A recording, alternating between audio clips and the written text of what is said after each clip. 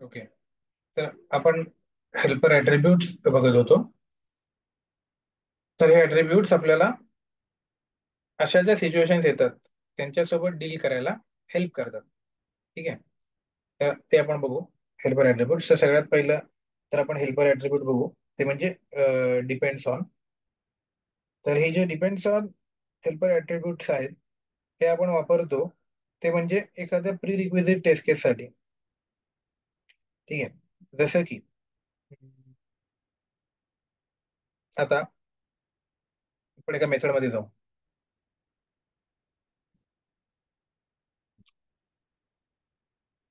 समजा आता पी आणि क्यू या दोन मेथड आहेत. हं? आणि पी मेथड जी आहे ती लॉग इनची आहे आणि क्यू मेथड जी आहे ती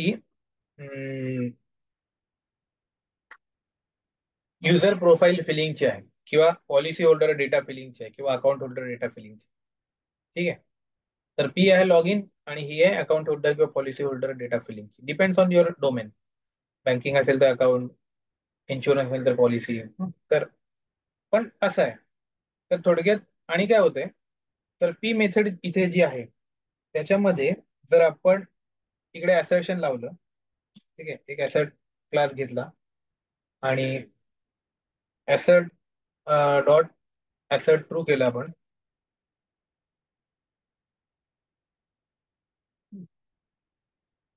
आणि समजा हे फॉल्स येते म्हणजे ही मेथड फेल होते. कुठली मेथड? पी मेथड फेल होणार आहे. ठीक आहे. आणि पी मेथड फेल झाल्यामुळे क्यू मेथडला तुम्ही पोहोचू शकतच नाही कारण लॉग इन जर तुमचं झालं नाही तर तुम्ही क्यू मेथडला जाणार कसं? समजते ना. म्हणजे ही मेथड पी ची जरी तुम्हाला दिसत असते लॉग इन आहे याच्यातनं लॉग इन होईल आणि याच्यानंतर लॉग इन झाल्यावर तुम्ही पॉलिसी होल्डरचा डेटा फिल करायला जाणार. बरोबर आहे. त्यामुळे लॉग इन झाल्यानंतर काय होणार? पॉलिसी होल्डरचा डेटा तुम्ही फिल करायला जाणार. त्याच्यामुळे ह्या मेथडला तुम्ही पोहोचणारच नाही ऍक्च्युली. म्हणजे त्यामुळे याच्या आतमध्ये जे काही गोष्टी आहेत त्या पण त्यामुळे ते काय होणार आहे? फेल होणार आहेत. ठीक आहे. तर अशी ही मेथड याच्यावरची डिपेंडेंट मेथड आहे. तर मग या वेळेला काय होतं? या मेथड ही मेथड फेल झाली आहे. नीट समजून घ्या. लॉग इन फेल झाली आहे. पण जेव्हा तुम्ही एक्झिक्यूट कराल तेव्हा ही पण फेल होणार आणि ही पण फेल होणार. ही पण फेल होणार आणि क्यू पण फेल होणार. कळतंय? कारण लॉग इन केल्यानंतर जर तुम्ही आतमध्ये गेलात तर तुम्हाला पॉलिसी होल्डर डिटेल टायटल दिसेल. बरोबर. पण इथे लॉग इनच फेल झाली त्यामुळे जेव्हा तुम्ही इथे पुढे जाल तेव्हा पॉलिसी होल्डर टायटल दिसणारच नाही. त्यामुळे ही पण फेल होणार. कळतंय सगळ्यांना नीट लॉजिक याच्या दोघांमध्ये? तर त्याच्यामुळे रिझल्ट तुम्हाला दिसताना कसं दिसणार? किती डेसिमल फेल झाल्या? पी आणि क्यू दोन फेल झाल्या असं तुम्हाला आउटपुट दिसणार जेव्हा तुम्ही एक्झिक्यूट कराल. पण जर नीट बघाल तर ते खरं नाहीये ना. कारण क्यू टेस्ट केसच्या दृष्टीने फेल झाली की नाही हे आपल्याला कळलेलंच नाहीये.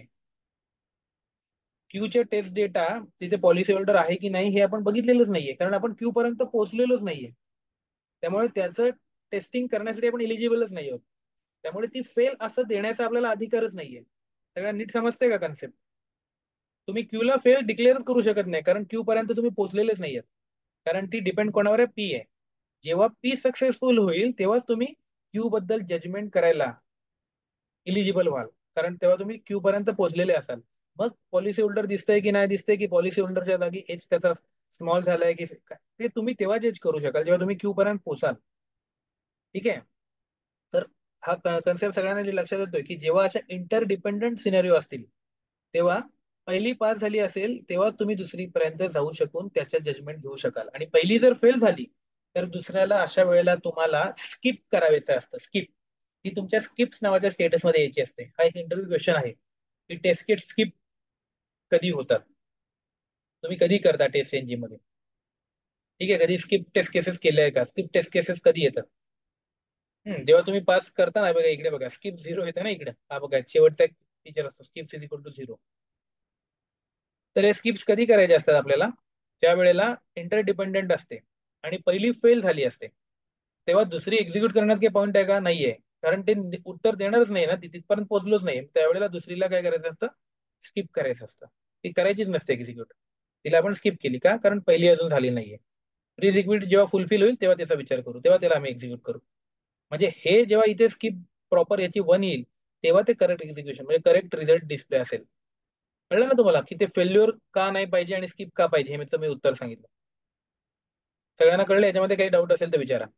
की एखादी टेस्ट केस ही सेकंड फेल्युअर का नसते आणि स्किप का असते करणं आवश्यक, त्याला फेल्युअर बोलणं का चुकीचं आहे, हे मी आता सांगितलं.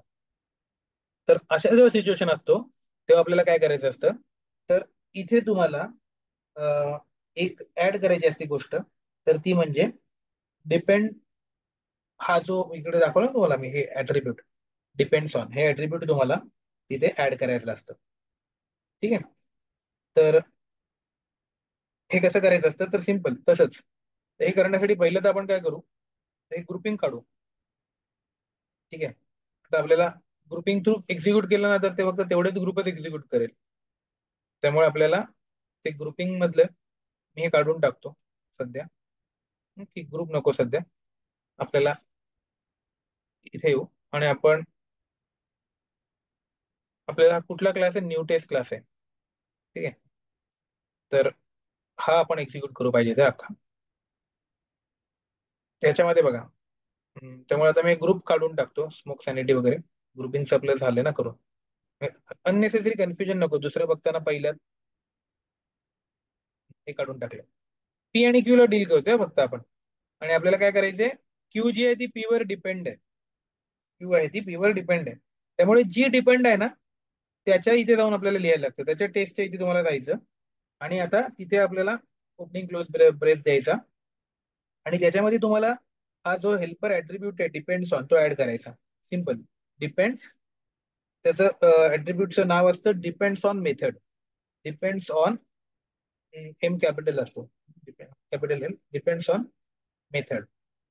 ठीक आहे. तर हा टॅग आपल्याला घ्यायचा आणि इज इक्वल टू तुम्हाला परत तसंच आहे की कर्ली ब्रेसेस मध्ये की कुठली मेथड तुम्हाला जी द्यायची आहे, कुठल्या मेथडवरती डिपेंड आहे, ती मेथड डबल इन्व्हर्टेड कॉमा मध्ये इकडे द्यावी लागते.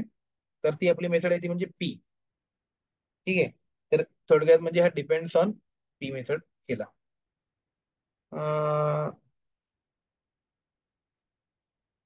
डिपेंड्स ऑन त्याला मिळत नाहीये, डिपेंड्स ऑन मेथड.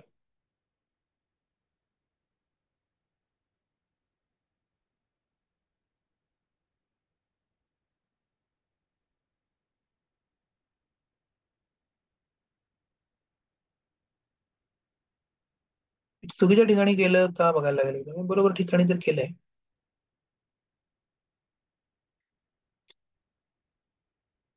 स्पेलिंग चुकवलं का मी? डिपेंड्स ऑन, हा सॉरी मी एस लावायचं विसरलो बघा. डिपेंड्स ऑन मेथड्स आहे. त्याने मला सजेशन दिलं बघा की असं होतं, ते स्पेलिंग आपल्या लक्षात राहत नाही, त्यामुळे हे इक्लिप्स आपल्याला हेल्प करते त्यासाठी. तर ते काय म्हणतोय की डिपेंड्स ऑन मेथड मला काय सापडत नाहीये, तर change to depends on methods करा. ठीक आहे. तर माझं नाव लक्षात नव्हतं राहिलं माझ्या नीट, तर मी डिपेंड्स ऑन मेथड्स केलं, मग तिथे झालं बघा. ठीक आहे. तर हा एस आहे पुढे, हा लक्षात ठेवायचं. डिपेंड्स ऑन मेथड्स म्हणजे मल्टिपल पण आपण टाकू शकतो. तर डिपेंड्स ऑन मेथड म्हणजे आता पी वर केलं मी ते, म्हणजे थोडक्यात झालं आता ही क्यू जी मेथड आहे ती पी वर डिपेंड आहे. ठीक आहे. तर आता ही, आता पहिलं तर मी ट्रू ठेवतो ऍसेट. तर ऍसेट ट्रू ठेवल्यावर मी पहिलं हे एक्झिक्यूट करतो, कोणाला, या क्लासला एक्झिक्यूट करतो फक्त, रन ऍज टेस्ट टेस्ट. ठीक आहे. तर आता एक्झिक्यूट झाल्या. आता बघा, P P Q R S चारीच्या चारी पास झाल्या, एक्झिक्यूट झाल्या चारीच्या चारी, कारण साईड ट्रू होती. ठीक आहे. आता मी याला फॉल्स करतो. आता बघा ही इंडिपेंडंट मेथड जी आहे म्हणजे क्यू पी वर डिपेंड होती आणि ती आता फेल होणार आहे. ती आता पी फेल होणार आहे. ज्याच्यावर क्यू डिपेंड आहे ती पी आता फेल होणार आहे. आता मी एकदा रन करतो परत एकदा.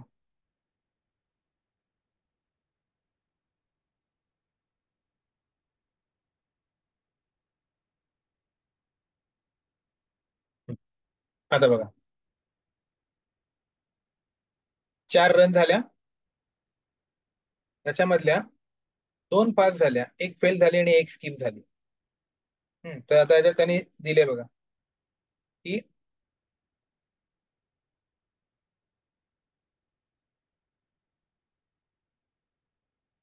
एस पास झाली, आर पास झाली, पी फेल झाली. ठीक आहे, एस आणि आर पास झाल्या, पी आपण फेलच ठेवली होती. ठीक आहे, एक्सपेक्टेड ट्रू आणि फाउंड फॉल्स आलं. आणि त्याच्यामुळे जी तुमची स्किप्ट आहे, क्यू स्किप झाली. दिसतं इथे त्याने व्यवस्थित सांगितलं, क्यू काय झाली, स्किप झाली. का? कारण ती डिपेंड मेथड कोणावर डिपेंड होती, पी वर. तर पी जर एक्झिक्यूटच होत नाहीये, त्यामुळे त्याच्यावर म्हणजे पी जर पास होतंय, त्याच्यामुळे त्याच्यावर जी डिपेंड मेथड आहे ती एक्झिक्यूट करण्यात पॉईंटच नाही. त्यामुळे त्यांनी याला एक्झिक्यूटच नाही केलं. तो काय म्हणतो, मी याला एक्झिक्यूटच नाही करत आहे, मी याला काय करत आहे म्हणजे मी रन केलं याला, मी पुढे त्याला तू पास आहे की फेल बघतच नाही, म्हणून मी याला काय केलं तर स्किप करतो. तर दोन पास झाल्या, एस आणि आर. एक फेल झाली, पी. आणि क्यू काय झाली, स्किप झाली. हे कळलं सगळ्यांना की स्किपचं म्हणजे कसं झालं, डिपेंड्स ऑन मेथडनी आपल्याला कसं एक्झिक्यूट केलं. तर हा होता ऍट्रिब्यूट. असेच आपल्याला आणखी ऍट्रिब्यूट्स बघायचे आहेत. आपल्याला एवढं इथपर्यंत कम्प्लीट करायचं होतं. ठीक आहे, आता आपण थांबू. आणि हे सिम्पलच आहे, जसे एनेबल आणि टाइप आउट. तर हे आपण पुढल्या याच्यात करू आणि मग पुढे पॅरामीटरायझेशन कम्प्लीट करू. टेस्ट यांची ट्राय करू उद्या कम्प्लीट करायचं. ठीक आहे, म्हणजे नेक्स्ट वीक पासून आपल्याला फ्रेमवर्क ऍक्च्युअल त्याचं ऍप्लिकेशन सगळं सुरू करता येईल. ठीक आहे, काय डाऊट असेल तर विचारा.